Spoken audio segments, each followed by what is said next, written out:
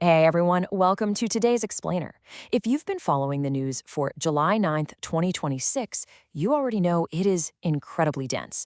We are seeing major tectonic shifts happening all at once across the globe right now, from rapid military escalations to some profound economic disruptions. When the news hits this hard and fast, we really need a structured way to look at how these global events ripple outward and connect with one another. And that is exactly what we're going to do right now, breaking down all this complexity into clear, understandable takeaways. All right, let's dive right in. Here's our roadmap for today. First up, the Middle East escalates. Second, alliances under pressure. Third, economic and energy shocks. Fourth, global climate and health. And finally, we'll wrap up with a moment of unity. Section 1. The Middle East escalates. So, this is arguably the most urgent global destabilizer we're looking at right now. The Islamabad Memorandum of Understanding? Well, it just suddenly unraveled. And UN Secretary General Antonio Guterres is officially sounding the alarm. Through his spokesperson, he put out an emergency statement begging all nations to practice maximum restraint and just halt military maneuvers immediately. And you can see exactly why he's worried. The sheer scale and mechanical precision of the U.S. military response here is frankly staggering. U.S. Central Command just unleashed 90 distinct airstrikes across Iran. 90. They specifically targeted and crippled the maritime traffic control tower at Chabahar port, essentially trying to weaken Tehran's grip on the Strait of Hormuz. Further inland, strikes took out vital bridges and railroads in Golestan province to cut off IRGC missile transit routes. And if that wasn't enough, President Trump explicitly warned of a full naval blockade on Karg Island. To put that into perspective, a move like that would literally choke off Iran's primary oil export terminal, the whole shebang.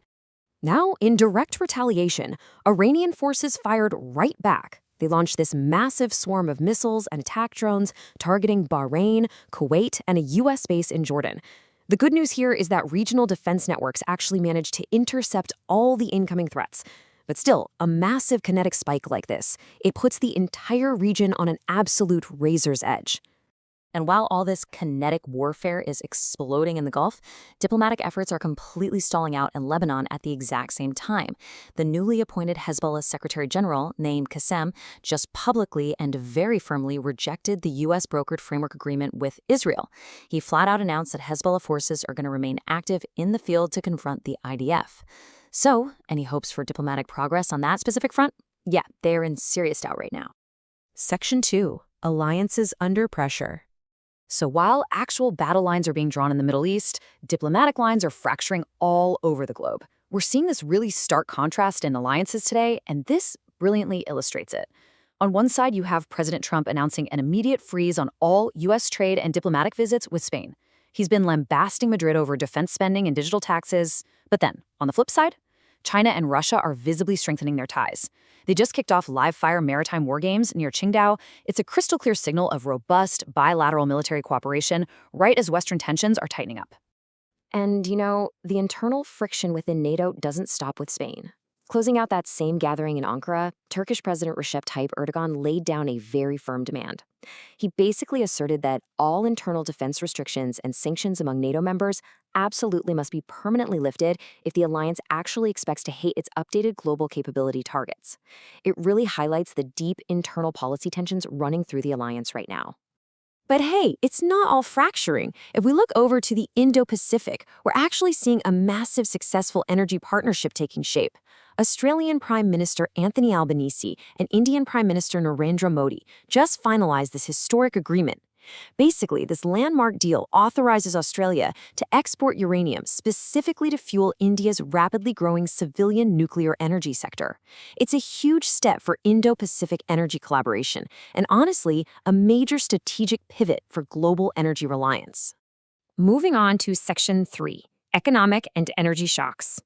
Because all of these compounding geopolitical fractures we just talked about, the wars, the trade freezes, the shifting alliances, they are taking a direct, measurable toll. The International Monetary Fund just pinned global growth at a sluggish 3.0%, and they are explicitly pointing the finger at persistent geopolitical fracturing and widespread energy market disruptions as the main culprits here.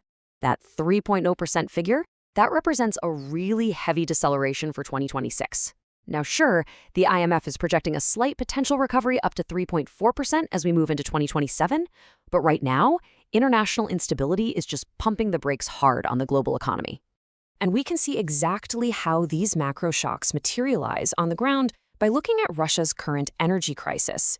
It's kind of like a giant real-world domino effect. First, successful Ukrainian drone strikes heavily damage Russian oil refineries. Next, that physical damage instantly triggers sharp, localized gasoline shortages. And as a result of that, Moscow is forced to implement these sweeping, aggressive emergency market rules just to stabilize their own domestic distribution. It just goes to show kinetic strikes equal instant market shocks. Section 4. Global climate and health.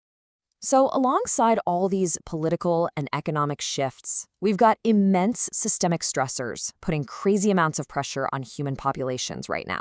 600, that is the mounting death toll just reported by African health authorities in the active Ebola outbreak over in the Eastern Democratic Republic of the Congo. They are tracking 1,759 confirmed cases, and containment initiatives are being severely handicapped. Why? Well, spreading regional violence has injured at least 45 medical response workers. Let that sink in for a second. The conflict is directly exacerbating a deadly public health emergency because it's literally neutralizing the very people trying to stop it from spreading. And on the climate front, we're looking at historic extremes too. The EU's Copernicus Climate Change Service just confirmed that June 2026 was the hottest June in recorded history for Western Europe, and globally, the second warmest ever. It's a pretty stark milestone of the climate emergency, just operating relentlessly in the background of all these geopolitical events we're tracking today. Finally, Section 5, a moment of unity. Because despite all the incredibly dense and, let's be honest, heavy news we've covered today, the world did share a really awesome, culturally unifying moment on the football pitch. In this super high-stakes World Cup quarterfinal thriller, French superstar Kylian Mbappé put on an absolute masterclass. He notched both a goal and a crucial assist, powering France to a decisive 2-0 victory over Morocco, and officially securing Les Bleus a spot in the Final Four. It is just a fantastic reminder of those global events that can still bring people together in pure celebration. Which brings us to the end of today's explainer. And I want to leave you with one final kind of provocative thought here.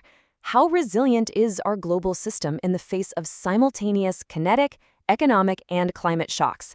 I mean, just today, we've looked at airstrikes, trade freezes, broken alliances, energy shortages, and shattered climate records, all happening at the exact same time. It's all so deeply interconnected.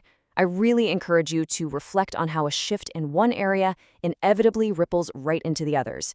Thank you so much for joining me for this explainer. Keep asking questions and keep exploring.